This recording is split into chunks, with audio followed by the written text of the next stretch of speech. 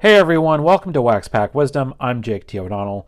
Today we're opening this pack of 1953 Topps Archives. The Topps Archives, the Ultimate 1953 set. This is a replica set of the truly iconic 1953 Topps set. I believe this would have been, like the 40th anniversary. Well, I guess it was 1991, so it was not quite the exact anniversary, but I remember opening these as a kid, and I loved these. Loved getting the chance to have some cards that were from this era. I was a huge baseball history nerd as a kid. I still am, even though I'm much older. But I loved getting to rip these packs and have some of these archive cards. Now, I always loved the 53 set. I think it's one of the best top sets. The artwork is incredible, and there are obviously some really iconic cards in this set. When I first got back into collecting a couple of years ago, I did seriously consider building the 53 set, and I had a lot of the cards from the set, but I ended up selling off pretty much all of them. And in fact, recently I sold off a couple, but I still have 3 cards, and I'll just show them really quickly. First, I'll show you I have Monty Irvin, Hall of Famer, Negro League legend, who had great years with the Giants, outfielder alongside Willie Mays. So as you can see, the artwork is just second to none on these cards. Beautiful images, and then the backs are really cool too, with the signature and the short bio and a few other some details in the sort of dugout quiz portion. So I love having that one. This is my only Playing Days Bob Feller card. I absolutely love this feller. I think it's just an amazing image of him. This is my one Playing Days Bob Feller card that I have, and I'm probably going to get this slabbed by SGC. It's not going to be high grade or anything, but just think that's a great card. And then, of course, the only other 53 Topps card I have is like really one of ultimately the key cards in the set, and that is let me just move the pack for a second here, my Satchel in an SGC 1. The very few Playing Day Satchel Paige cards, like basically 48 Leaf, 49 Bowman, this, maybe a few others, but just a very special card, one of my very favorite cards that I own in my whole collection. This absolute Hall of Fame legend, one of the greatest pitchers of all time, and an important pitcher. So really happy to have that. So let's see what we can get. Obviously, there's a lot of key cards in this set. In the original 53 Topps set, Mickey Mantle, Jackie Robinson, Yogi Berra. Not a lot of rookies. The only big rookie is like Johnny Padres in the high number area of the set. So we'll see who we get. We'll see what names we get, if there's anybody we can speak intelligently on. And then, later on, years later, Topps made sort of some chrome cards out of this set as well. So let's see who we got here.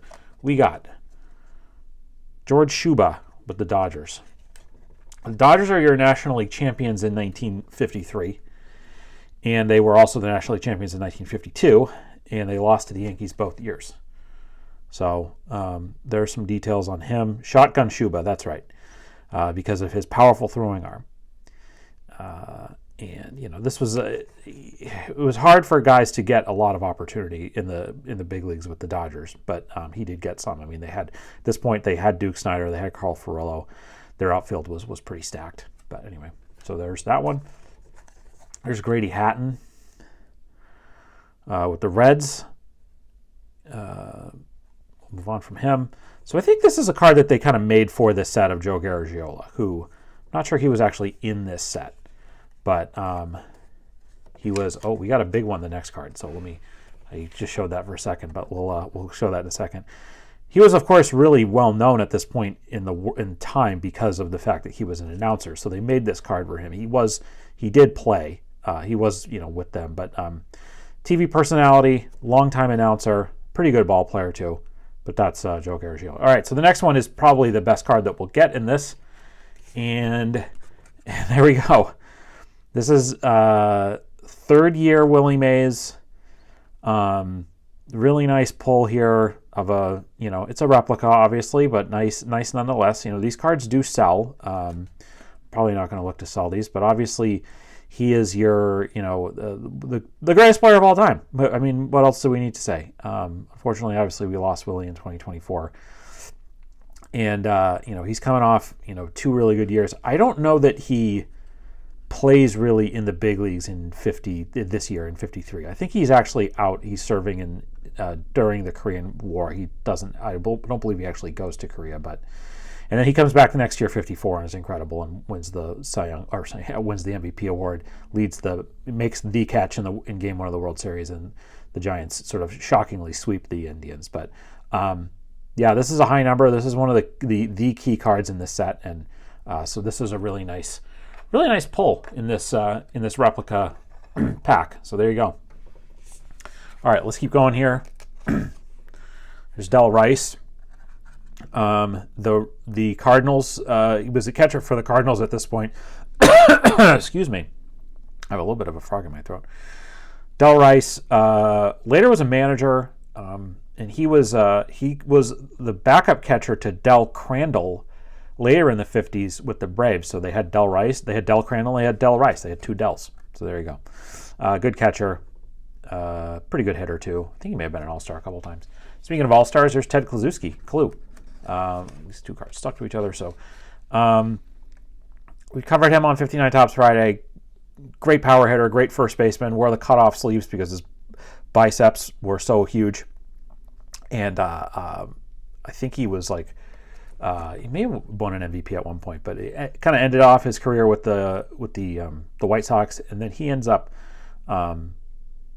being the Reds hitting coach throughout the Big Red Machine 1970s era. So great power hitter and one of the stars of his era for sure. Not quite a Hall of Famer, but and definitely somebody who is remembered still very fondly by Reds fans. All right, here is a Joe Collins, really good first baseman, kind of important part of those great Yankees teams. Again, this is an era where the Yankees, they win the World Series. They win the World Series 5 years in a row. This is the last of 5 years in a row, 49, 50, 51, 52, 53.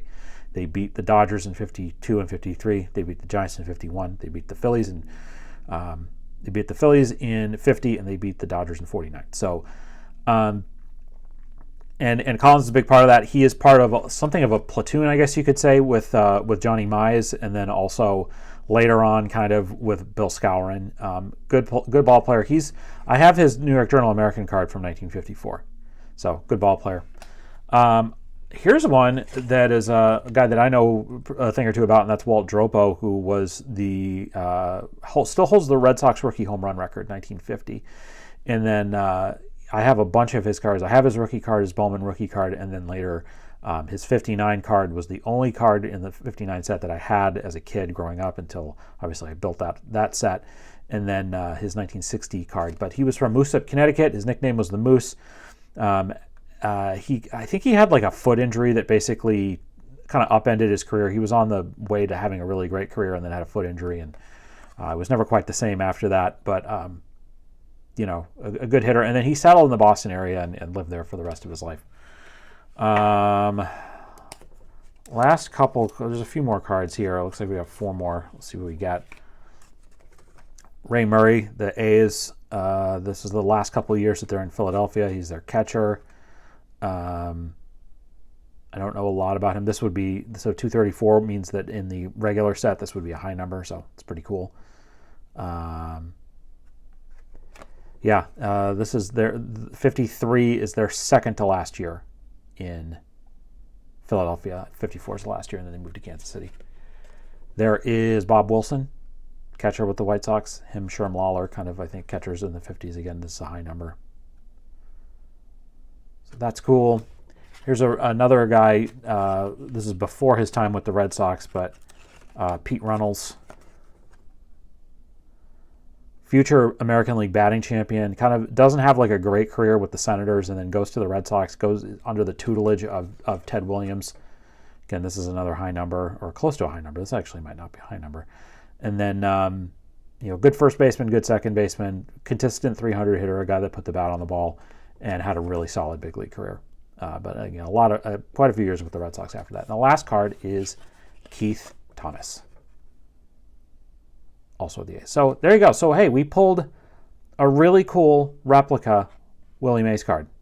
Not every day you could say you can pull a Willie Mays card out of a pack, right? So I hope you guys enjoyed this. Let me know what you thought. Let me know if you enjoy these replica sets. And thanks very much for watching. We really appreciate it. Please leave us a comment. Please like this video. Please subscribe if you're not subscribed to Wax Pack Wisdom previously. Check out where to follow us on all social media channels below, and also check out the list of favorite nonprofits and charities. We would really appreciate it if you would consider supporting one of them. So thanks very much for watching, and we'll see you next time on Wax Pack Wisdom. Take care.